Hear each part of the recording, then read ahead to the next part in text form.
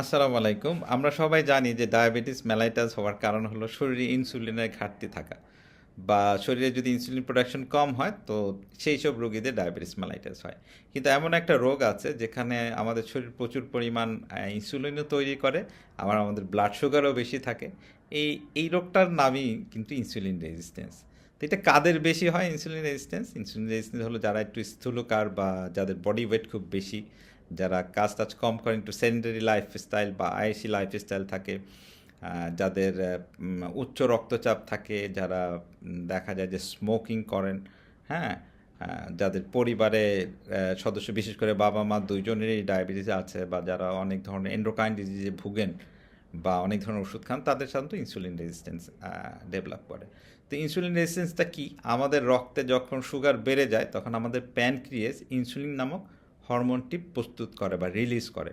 তো দেখা যায় এই ইনসুলিন গিয়ে আমাদের মাংসপেশি বা লিভার বা এই ধরনের টিস্যুতে ওই রক্তের সুগারটা ঢুকায়, এবং আমরা সেটা থেকে এনার্জি পাই এবং আমরা সেই এনার্জিটা ভাঙি, শক্তি অর্জন করি।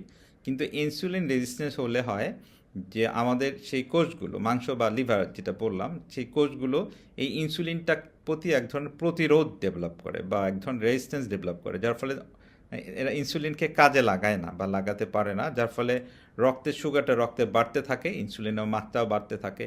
এবং রক্তে যখন সুগার বাড়তে থাকে, প্যানক্রিয়াস আরও বেশি করে ইনসুলিন তৈরি করতে থাকে এবং একসময় এক্সজস্টেড হয়ে যায়, তখন কিন্তু ডায়াবেটিস ডেভেলপ করে। তার মানে বোঝা যাচ্ছে ইনসুলিন রেজিস্ট্যান্স হওয়া মানেই কিন্তু ডায়াবেটিস হওয়া না। তাহলে ডায়াবেটিস কাদের হয়েছে? আমি এর আগে একটা এপিসোডে বলেছি, HbA1c একটা টেস্ট আছে যেটা গড়পড়তা গত 3 মাসে আপনার ব্লাড সুগারের লেভেল দেখায়। সেটা যদি 6.5%-এর বেশি হয় তাহলে আমরা এই ধরনের রোগীদেরকে ডায়াবেটিক রোগী বলি বা তাদের ডায়াবেটিস হয়েছে এটা বলি। কিন্তু যাদের 5.7% থেকে 6.4% থাকে তাদের বলি আমরা প্রি ডায়াবেটিক। তো এই প্রি ডায়াবেটিক গ্রুপেরই কিন্তু দেখা যায় ইনসুলিন রেজিস্ট্যান্স বেশি থাকে, এবং এদের আরও যেটা হয় লিপিড প্রোফাইল করলে দেখা যায় যে এদের ট্রাইগ্লিসারিড লেভেল বেশি থাকে। তো কিভাবে আপনি বুঝবেন আপনার এরকম থাকতে পারে, আপনি প্রি ডায়াবেটিক বা আপনি ইনসুলিন রেজিস্ট্যান্ট থাকতে পারে? দেখা যায় এই ধরনের রোগীদের প্রচুর ক্ষুধা লাগে, সারাদিন ক্ষুধার্ত থাকেন, পানি পিপাসা লাগে, ইউরিন প্রোডাকশন বেশি হয়, কোনো জায়গা কেটে গেলে শুকায় না, মাথা ব্যথা করে, অনেক সময় ব্লাড ভিশন থাকে বা ঝাপসা দেখে চোখে। তো তখন ধরে নিতে হবে যে আপনার হয়তো বা আপনার ইনসুলিন রেজিস্ট্যান্স থাকতে পারে। অবশ্যই ডাক্তারের কাছে গিয়ে, এন্ডোক্রাইনোলজিস্টের কাছে গিয়ে পরীক্ষা করে দেখতে হবে। তো এটা হলে কি হয়? যদি ইনসুলিন রেজিস্ট্যান্স থাকে, সাস্টেইন লেভেলের ব্লাড সুগার বেশি থাকে, তাহলে কিন্তু এটা আমাদের ফ্যাটি লিভার করতে পারে, এবং এভাবে ফ্যাটি লিভার হলে কিন্তু লিভার একসময় ক্ষতিগ্রস্ত হতে পারে, নষ্ট হয়ে যেতে পারে, সিরোসিস হতে পারে। তেমনি দেখা যায় যে আমাদের অ্যাথেরোস্ক্লেরোসিস হয় বা রক্তনালীগুলো দেখা যায় ব্লক হয়ে যায়। হার্টে এটা হলে হার্ট অ্যাটাক হতে পারে, ব্রেনে যদি হয় স্ট্রোক হতে পারে, তাই না? এবং এটা আলটিমেটলি আমাদের ডায়াবেটিস হবে, ডায়াবেটিস হয়ে যাবে। তাই এটাকে আগেই এটাকে বন্ধ করতে হবে, চেক করতে হবে। কিভাবে এটা করা যায়? আসলে অত কঠিন না যতটা মনে হচ্ছে। যেইসব কারণে ইনসুলিন রেজিস্ট্যান্স হয় ঠিক উল্টাটা করলে কিন্তু ইনসুলিন রেজিস্ট্যান্স ভালো হয়ে যায়। যেমন আপনি যদি আপনার বডি ওয়েট কমান, 7% কমান বা 10% কমান, তাহলে কিন্তু আপনার ইনসুলিন রেজিস্ট্যান্স কমে যাবে। ধরুন আপনার 70 কেজি বডি ওয়েট আছে, আপনি যদি 7 কেজি কমাতে পারেন, তাহলে কিন্তু আপনার ইনসুলিন রেজিস্ট্যান্স ডেভেলপ করার হার একদম কমে যাবে, ইনসুলিন হওয়ার প্রবণতাও কমে যাবে।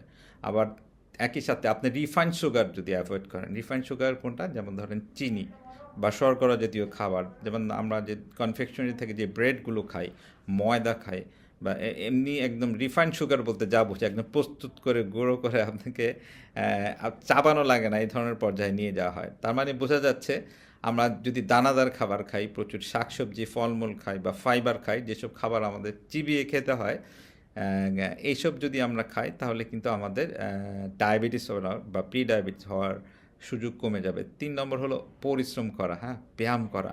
যেমন প্রতিদিন মিনিমাম 30 মিনিটস ব্রিস্ক ওয়াকিং করা বা জোরে হাঁটা, সুইমিং করা, জগিং করা, হ্যাঁ, এসব করলে কিন্তু আপনার ইনসুলিন রেজিস্ট্যান্স কমে আসবে।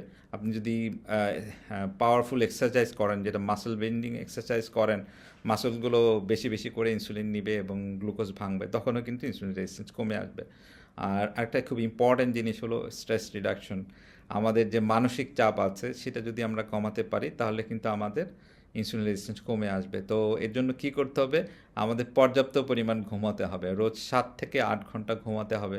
দরকার হলে প্রেয়ার করতে হবে। আমরা যদি নামাজ পড়ি বা অন্যান্য রিলিজিয়নে যারা আছেন প্রেয়ার করেন, সাবমিশন টু গড যেটাকে বলে, তাহলে দেখা যায় যে আমাদের মানসিক প্রশান্তি আসবে এবং ভালো বন্ধু-বান্ধবের সাথে কোয়ালিটি টাইম কাটানো, পরিবারের সাথে কোয়ালিটি টাইম কাটানো, এসব করলে কিন্তু আমাদের স্ট্রেস কমে আসবে, সেই সাথে ইনসুলিন রেজিস্ট্যান্স এর হার কমে আসবে।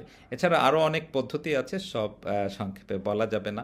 তবে এটা বলব যে আপনার খাদ্য তালিকা এবং জীবনযাপনের যেই পদ্ধতি সেটা অনেকটা ডায়াবেটিস রোগীদের মতো হয়ে যাবে।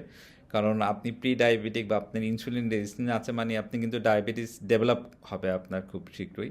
তাই সতর্ক হন, ডায়াবেটিস রোগীদের মতো খাবার খাওয়ার অভ্যাস করে নিন, তাদের মতো পরিশ্রম করা শিখুন। তাহলে একসময় দেখবেন আপনি ডায়াবেটিস হওয়া থেকে অনেক দূরে সরে গেছেন। যদি হয়ও সেটা অ্যাডপ্ট করতে আপনার অসুবিধা হবে না এবং নিয়ন্ত্রণে থাকবে। আজকে এই পর্যন্তই। আমার সাথে থাকার জন্য ধন্যবাদ। কোনো প্রশ্ন থাকলে প্লিজ কমেন্ট সেকশনে লিখে জানাবেন।